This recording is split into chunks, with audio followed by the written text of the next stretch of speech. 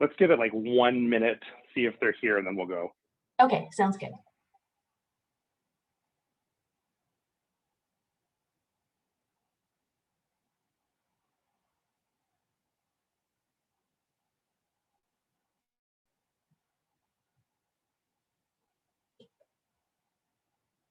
Okay, so Ryan, unmute, please.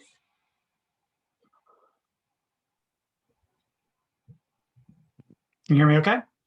Sounds good. Perfect.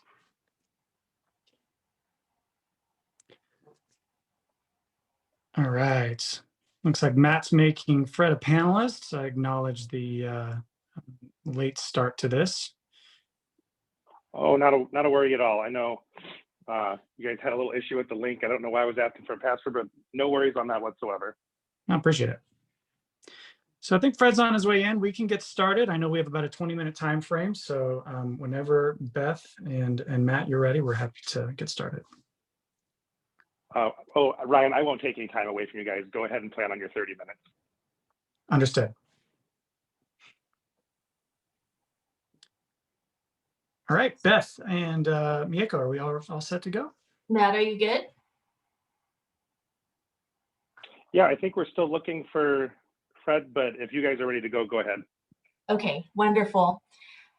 Good afternoon, everyone. My name is Mieko Doi. I am with the FirstNet Built with AT&T team, and I'm a program manager. So my role here is to introduce our speakers and our topic, and then they will take you through their presentation. We have some really cool stuff to share with you in the next 20 minutes or so, and then we can do some Q&A. After us, Chief Gary McCarhar from the FirstNet Authority will be talking, and then at the 2 o'clock Central Hour, we'll be talking about Mega Range with Mike Barney and Jared Vanden Heuvel. So really cool stuff coming. But right now we're talking about response operations. So a little bit about FirstNet. So we're the only network built with and for first responders. Where and when you need it most. We're accountable for keeping your lines of communication open with dedicated mission critical solutions to modernize public safety. So today we're going to talk about some of those dedicated mission critical solutions. So in this presentation, you'll hear from the Response Operations Group. They are a dedicated team of former first responders available to help you 24/7 for your emergency response. So Fred Scalera is on with us today. He is the Director of Strategy and Policy for the FirstNet program at AT&T and leads this team. In 2008, he retired as Deputy Chief of the Nutley Fire Department in New Jersey, so Nutley, New Jersey. And he also did quite a lot of other things. So he was an instructor with the Essex County Police Academy. He also served in as an assemblyman. So he has a very, very rich background in emergency management. So that's Fred. And also with him is Ryan Fields. So he's on Fred's team. And Ryan is a former fire captain and paramedic. So Ryan has tons of experience in emergency management as well. And he is here to share some of his experience. He's based in Colorado. So guys, I'm going to hand this off to you. I will turn your slides when you're ready.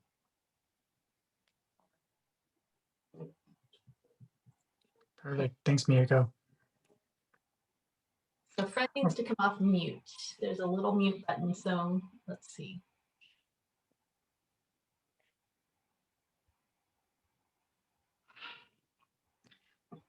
So we'll go ahead and get started with this. It's very exciting to be here. EMS has played such a special part in my heart. You know, I started as a first responder in high school. The fire department wouldn't let me on the rig because all the calls were EMS, and we had to go specifically forward and do EMS training in order to get on. So that, especially rural EMS, is such a near and dear part of my heart. So it's a true honor to be here. And we'll go ahead and get started. So Fred, if you want to talk a little bit more about the background. Can you hear me now, Ryan? Yes, You got sir, me? we hear you. All right, we're good. Hi, good morning, everyone, or good afternoon, I should say. Thanks for joining. So Yeah, so I've been in public safety pretty much most of my life, as Miyako said. Worked on the early builder project, even the legislation for FirstNet. So I'm glad to be able to be sharing this with you today and excited to talk about our response operations group that includes Ryan and multiple people across the country. So as you know, this was born out of the 9/11 report. Actually, I was a 9/11 and Katrina responder and did some work with Governor Kane that wrote that report. Worked on the legislation in 2012. The authority worked with the states of public safety for years, gathering requirements. I was also involved as an early builder and as the state point of contact for the state of New Jersey originally for this. And as you know, in 2017, AT&T was awarded the contract. I was one of the first ones hired, and then Ryan came in. All of us mostly got hired in 2017, the original members, and we started creating this new program called Response Operations Group. So it's a unique ecosystem of services, applications, and devices. There is always on priority and preemption, and you may hear that other places, but this is dedicated with a dedicated separate core, band 14 only, doesn't touch any commercial traffic, and priority and preemption are always on. And we can go more into that if you have questions later. And we're fully accountable to the FirstNet Authority. So Ryan and I serve on multiple calls per month, reporting out on our metrics of response operations, how we're building out, what our future is. And in fact, also working with them on reinvestment funds into the response operations group. It's available for all fire, law enforcement, EMS, PSAP, and emergency management agencies as primary users. And then there's multiple extended primary hospitals, utilities, and transportation. So it's really inclusive, and the extended primary goes on and on and on. For multiple other agencies. That's just a high level, right? Perfect. Here's a quick slide specifically talking about some of the details. FirstNet is your network, especially in EMS. You fought hard for this.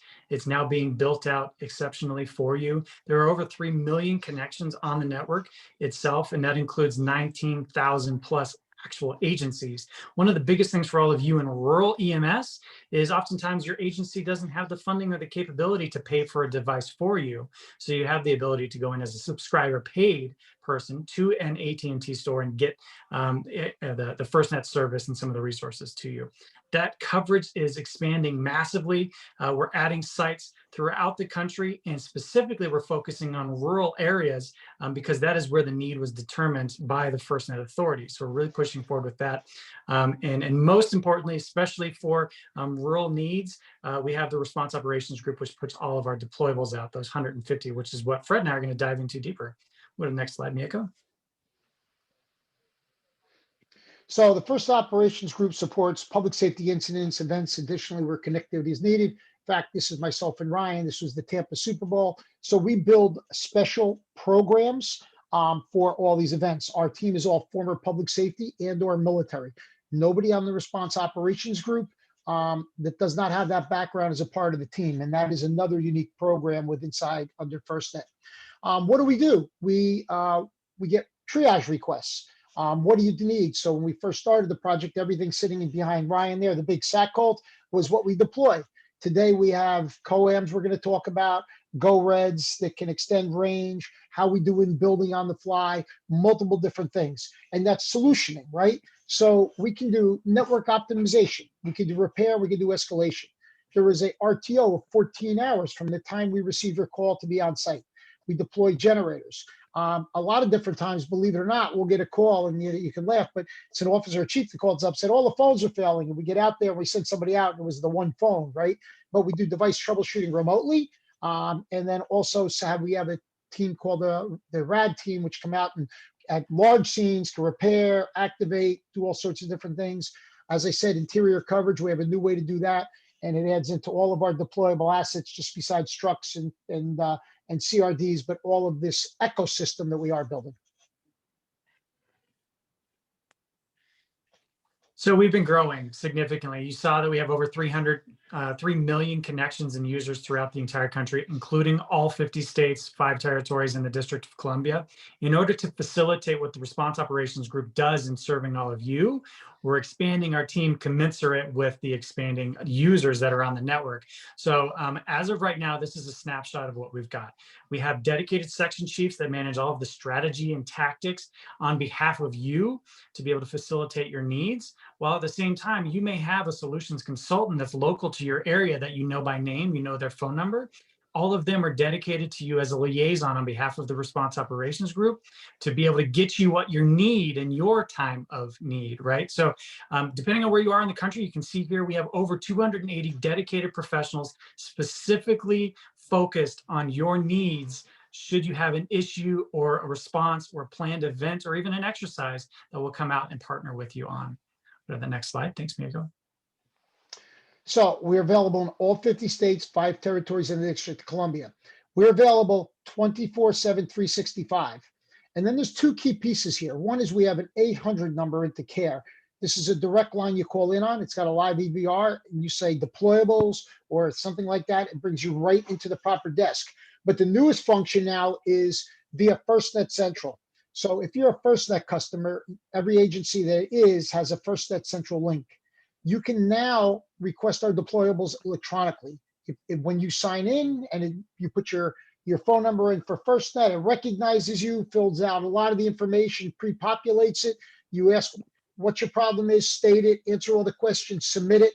You will get that it'll word successful popped up, means we saw it. As soon as you hit that key and you see success, the ROG team is reviewing it. You'll know if it's triaged, you'll know when it's responding, you'll know what the decisions are. And by the 3rd quarter of this year, you will actually, at 50 miles out, you'll get an alert and you'll pop it up and it'll be like a live map in your hand, the last 50 miles coming in. So you can meet it, you can greet it. A lot of times we get out to wildfire areas, we need somebody to meet us. You will know when it's getting there. We do planned events. Usually it's a 30-day out request or unplanned emergencies. And I use an example, President Bush's funeral in Texas. That's an unplanned event. So it's more than 14 hours, but less than 30 days. And we did a lot of work there. And then we like talking about small jurisdictions to large multi-incidents. We've had a 1 state, severe weather last year. It was a extended pride or subscriber paid volunteer fire department. They own all of their own devices. Well, they also can request this, and the agency that got it was a 15-man department, single engine company, and said, we never thought a small jurisdiction would get something. Well, they did. Just like you're going out with EMS, it's a small event, but you have no coverage. It's in that area. It's going to be an extended time. You reach out to us. So we have 150 dedicated assets. And then, Miyako, one back to the last slide, 1 minute. 150 dedicated assets. And then this network recovery and construction engineering, we have another 300 basically assets that we get to access across the country that are part of the AT&T network that also support FirstNet. Thank you. So Fred touched on it. Whether it's an emergency, an urgent need that wasn't pre-planned, or you have a planned event, say a county fair, go ahead and give us a call, put in that request so we can do an assessment of the network for you so you can get a confident feeling that, one, our network is there, it's robust, it's supporting what you need, or we can support you with the SAC volts, as you can see here out in Oregon for one of the wildfires. Next slide. So before you call, so you can call your FirstNet consultant. The GTOC and the ROG all monitor the network for issues specifically affecting it. So we are monitoring everything before you call. For an example, I will just use New York City the other day with the subway. We were on that instantly when it happened. We actually sent a section chief right into the city. We had a response vehicle ready to go without a phone call. You go to the Miami building collapse. We were on monitoring the network. We actually did some optimization. We called the chiefs down there directly and followed up with them. Everything was working fine. So we do those things proactively. When we see things occurring and we get those alerts, we're already doing the work. Then you call in. That goes into that triage. Your request for deployables, immediately triage. We determine the best and most expedient solution. And we work on the customer's request triggering escalations to the root cause. So maybe it's fiber, and we can fix the fiber, then getting a deployable out, or it's a power source. We send the generator out doing it. Or it could be one of those other solutions that we need to deploy that works much quicker and faster or serves you better. Years ago, we used to send a SAC code for every in-building problem. Now we have equipment, we ship you directly in a box. You open it up, set it up, It's instantly directions there. When you're done with it, you close the box, put the label, you ship it back to us, right? We want to make sure you're getting what you need. Your FirstNet consultant functions as the key link to this and ROG access to a full suite of FirstNet AT&T assets and resources to expedite this. And you see some of the equipment up there and the tower work we've done. We've talked a little bit about it, but we have a number of resources that are specifically dedicated for FirstNet. So you've seen some photos of our Colts, our satellite-based cell and light trucks. We've got those dispersed throughout the country. As Fred said, they're on a 14-hour delivery window. If you're in California, that's a 7-hour delivery window. So we're able to get those out and pushed to you very quickly. In addition to that, we're expanding out the capabilities that we have for you to address specific needs. As Fred said, we've got communications vehicles that can serve as a COM-L van if you've got a large scale event that we're able to send one of our teams out to support. We've got a lot of compact rapid deployables that we're in the process of developing a process to send out to you. We've got FirstNet One, which is our blimp, our aerostat, which will provide wide area coverage. You can't request those things, but our team has the background and the knowledge to know what you're going through on the ground, so we can help to make the decisions and push those resources out on your behalf. So here's some of our equipment. So our SATCOL, which is a drivable vehicle, it's triple redundant power, right? So you see the truck come out. With the truck, we drop a portable generator. And there's also battery backup on board for about 12 hours, right? So why do we drop a portable generator? Well, it's out there, and if that generator fails, it'll fail to the generator on the truck. If that generator fails, it falls to battery, and then we monitor this all remotely and know to react, get a fuel truck out, get another generator out, do whatever we need, but it's got multiple types of redundancy. Quick tear down and set up from, takes under 2 hours for us to have this fully operational on scene. Once it arrives, we activate it only in band 14, black SIMs only, but we do have the commercial bands, and I'll give you a good example. When we go to a big hurricane zone or a big wildfire, there's not a lot of population there, but there could be people that need to make phone calls, being evacuated, need to be reached. We open up the commercial band so that everybody has access. But as I use as an example in Florida, we had tremendous damage down in Gulf County, Bay County, but up in the Panhandle, they didn't have a lot of building damage, but still had network outage after Michael. But we had to turn the commercial band back off because what happens, we're on satellite. We don't have all that fiber backhaul. Every carrier has this, right? But we lock it out so that the public safety, that band 14 access is always there for you to have. And then we have the compact rapid deployables, small version of that. Not as much coverage, rapidly deployable, has multiple types of, so it has 60 hours of fuel, it has battery backup. You can go battery and fuel for 180 hours. As a Katrina responder, would love to have been able to keep something running that long, charge the battery, turn the generator off, run it on battery. Multiple ways to feed it, satellite backhaul, commercial backhaul. Our FirstNet One, which covers, and we're running, I know our time's running a little close, can do 100 square miles from the air, and then we carry some small satellite panels that are on our Tahoes, and some of each one of the different section sheets have a different version to be able to get out there on scene and get some comms going. This is that compact rapid deployable that we were mentioning. We call this kind of our SWAT van. You can back up one slide for us, Miyako. And this is what we have dispersed throughout the country, and we'll bring those on site. You can see it's got that TV on there, so it can serve as a de facto command post before you get, say, a Type 1 incident management team on site. So a lot of different capabilities. Again, these are free to you if we make the decision that is necessary to send out based on the specifics of the event. And we'll go to that next slide. And this is just another view of that CRD supporting a tornado support that we had. Go to the next slide for you, Fred. Sure, and we have to watch the time. Miyako sent us some notes. So we are very involved in mental health. So we have 37 dogs across the country now. Rog the dog. We partnered with GMR, who also is the largest provider of ambulance services and the FEMA contractor. And we actually, this is you see the firefighters there. This was out in a wildfire area. And we deploy the dog out for the firefighters. And if you ever want to see it, and it's really pretty cool. And we go back when they're at their hotel. Down in Miami, we had them for the evacuees on the building collapse for them. But it really is really great for us to bring the dog in. And then we have the rapid deployment team that comes out and helps us with devices and equipment, those type of things. And we actually have built a critical incident stress debrief team for us internally, and we can also share that externally. We're busy. Boy, are we getting busy. You know, when Fred and I were kind of getting going, we were just working with the people that were initially on the network.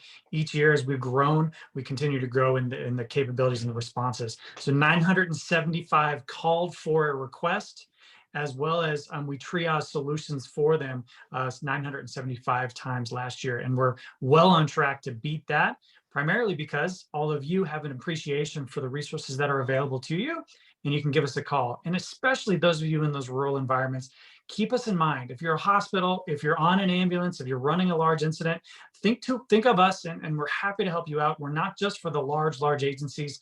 In fact, Fred and I, we pride ourselves on supporting those very small agencies because both of us started there. And Ryan, not to interrupt real quick here, I Yeah, just Matt. wanted to let you know, you'll still get your 30 minutes, so you don't need to rush. We'll go to 2:40 Eastern, 1:40 Central, so you'll still get your first full time. Okay, thank you. So we'll go another 5 minutes, Ryan, and then we'll give it to Mieko to do questions. Thank you, Matt.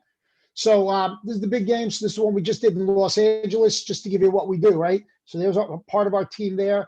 In the background, you can see there's our SATCOL comms vehicle. There's also a CRD located over there. This is all ready to respond if anything occurs. The SATCOL was there at the EOC. So God forbid, full fiber failed, an attack on a central office, something, we can keep that LA EOC live, and we're ready to deploy out with equipment and personnel to an area that might have a problem. So we provide network assessments full time. We work on making sure the user experience is great. Dedicated staffing in the Joint Operations Center. We were in the EOC, and we also have ROGIN theater equipment, and we have immediate access to other first aid assistance. We had 4 SATCOLs that we put in hot standby in key locations. So we prepared for NFL Live, and we prepared to for the stadium. We actually put SATCOLs, that same truck, up in hot standby at those events. So if there is a massive outage or something occurs remotely, we can turn those on. We're not going to have coverage right down in every nook and cranny inside the stadium, but you'll have connectivity back out through the FirstNet network. And think about Mercedes-Benz Stadium a few years ago when the whole power went out, no communications, no power in the whole stadium. We're prepared if that goes down and those networks go down, to turn these trucks directly out to give you communications. So we have the RCV and the other solutions. And with additional prep, we worked for a long time. We worked for over a year preparing for this. We're working on the next one in Arizona right now, on Phoenix, but we work with Rand to put a 1 gig circuit into here. We coordinate things with our FirstNet consultants, and then we have the retail rapid team and the dog support also on scene. Here's just some highlights from last year. Again, as I said, busy year. You can see there in the top left, Rog the Dog, as Fred mentioned, has been very popular. We've been able to deploy in our partnership with Global Medical Response, or AMR, to Rog the Dog to a lot of different events where, you know, helping out with that mental health and just refreshing those responders on the ground. That's a great thing to have. Wildfires in Oregon, those are significant. And probably one of the 2 most devastating activities last year was the tornadoes in Mayfield, Kentucky. You can see just how devastating that photo is right there. And then in Superior, Colorado, they had a wildfire in December that took out about 1,000 structures. So very devastating, but we're here 24/7. And as you can see, we send out any and all resources that we can to support. That Colorado one, I'd like to just pull up one last thing. So what happened, we got the call and started deploying because all the network was burned down, towers were burned down. We were the only ones that actually on the road, the ROG team stopped and bought chains and continued through. And that mall behind it became the EOC. You'll see the satellite dish and the tower in the air. We were on scene within 10 hours, and that EOC was live and fully operational right off of us before anybody else could even get up there. So we are the ROG team. We forward deploy in hurricanes and other things and want to make sure we're always serving public safety. All right, back to you. So thanks, guys, for the presentation. Matt, do we have any questions in the Q&A at this time? So please check that. I don't. Yep, I was going to say, I don't see any right now, but just to remind everyone, if you do have a question, throw them in there in the chat and we'll address those. I don't see any right now, Mieko. Okay, wonderful. One question that we do get, so Ryan and Fred, so talk a little about how you work with the different agencies, federal and local, to determine support. Like, how does that work? Sure, I'll cover the federal and let Ryan come back onto the state. So we do a lot of work on the federal side. We actually sit in the NRC at the ESF2 coordinating desk in FEMA. FirstNet is the only one that's inside there. Then there's the NCIC where T-Mobile, Verizon, and AT&T sit, and we work directly with them. We also have hired the same contractor that FEMA has so that we can ship things directly in on the trucks they do. So we get things into emergency scenes where others might not, to be able to support public safety also using that same vendor. We pay for that service. And then we work with all the other federal agencies, such as when we're doing things at Super Bowls, all national security events we're involved with, and we cross over all of the alphabets of the federal side that are on the network and support them, supply them devices, support, make sure we're doing that wherever they're going to be there. We have them building coverage. So a lot of different cross-sector work on the federal side. Ryan, would you like to talk about local?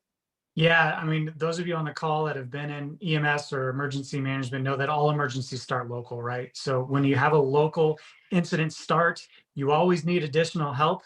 It'll ramp up to the federal side, and then eventually it'll come back down to you for the recovery to make sure that your community is restored back to as normal as possible. We fully appreciate and acknowledge that. That's why we have our liaisons that are helping you from the very start.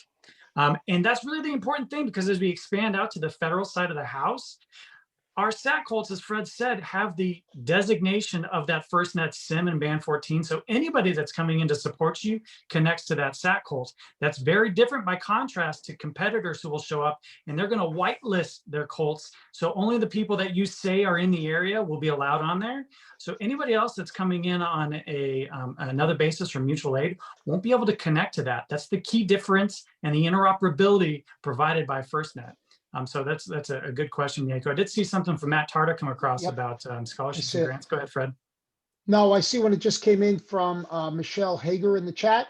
Are you able to support telehealth visits in case of emergency and accessing hospital prior to arrival? So the good thing is, if you're on FirstNet, it's an open standard.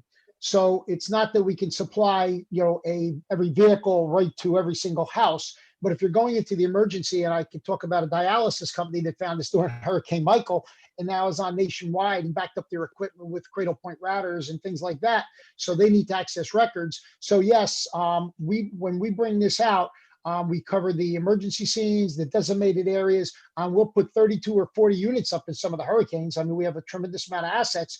And if you were on Band 14 and FirstNet, there was a good chance that you'll have that connectivity when you go out to do those health visits, if that helps you.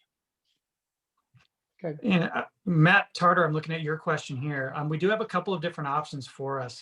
The Public Safety Broadband Technology Association has a dedicated person that facilitates grants. So if you're looking to purchase something like a CRD, right, that can be facilitated by a grant.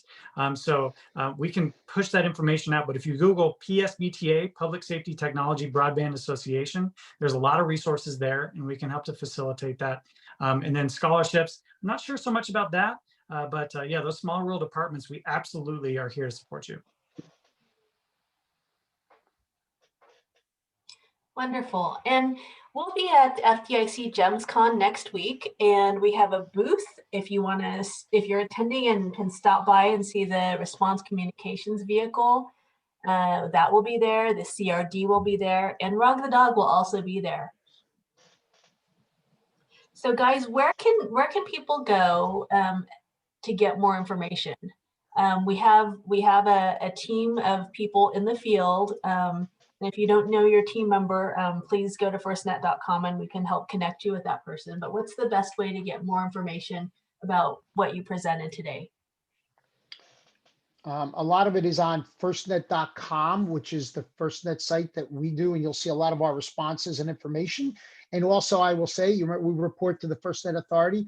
FirstNet.gov has a lot more information on their oversight, the legislation, and the large accounting of what FirstNet was designed for. So those two sites are quite important for more information. And there are links that you can request information through there also to somebody to reach out to you from one of our FNSCs or things like that. So you can pull information and also request information in there. There's some stuff in chat again, the echo, if you want me to. Yeah, and Jill, just to answer your question, what costs are associated with FirstNet. You as either a personal user or an agency pay for your very competitive priced monthly bill for your service. And then everything that Fred and I have discussed and talked about is absolutely no charge to you. That is a part of our contract with the federal government to provide this service as the nationwide public safety broadband provider. So I hope that answers your question, Jill. All right, let's see.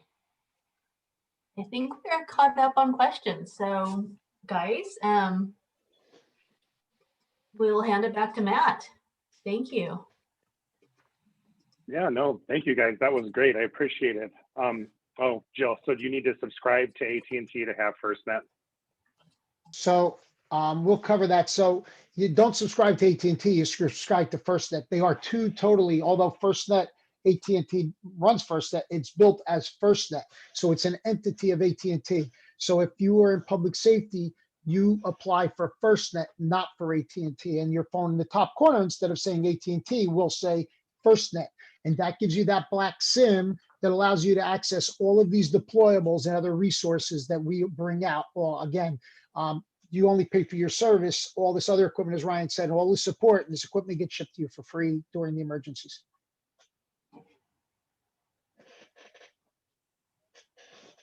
And I see, Ryan, you're answering Sherilyn's question. Yeah, I'll just answer verbally since we're here. If somebody, just like what Fred said, if somebody is not on FirstNet and they don't have the devices, it doesn't have the capability with that FirstNet SIM to connect to our SAT-Colt, for example. So yes, this is the network you all wanted. You got it from the federal government through legislation, and this is what the result of what you requested is for. So yeah, once you're on FirstNet, all those resources are available to you. And one last one, you don't need a separate phone for FirstNet. FirstNet becomes your personal phone and your FirstNet phone, right? So it's all in, there's no throttling, it's one cost, everything's unlimited on that plan. So all you need is a FirstNet phone. It can be your personal phone and FirstNet, but you're always on FirstNet. So one last thing I always say, if you're, if you have a FirstNet phone and you've gone to a football game and used to sit there with any other, even with an AT&T phone, you might see the wheel spinning for it to go. The FirstNet with priority and preemption, you still, whether you're on duty or off duty, get that speed through the network. Thank you.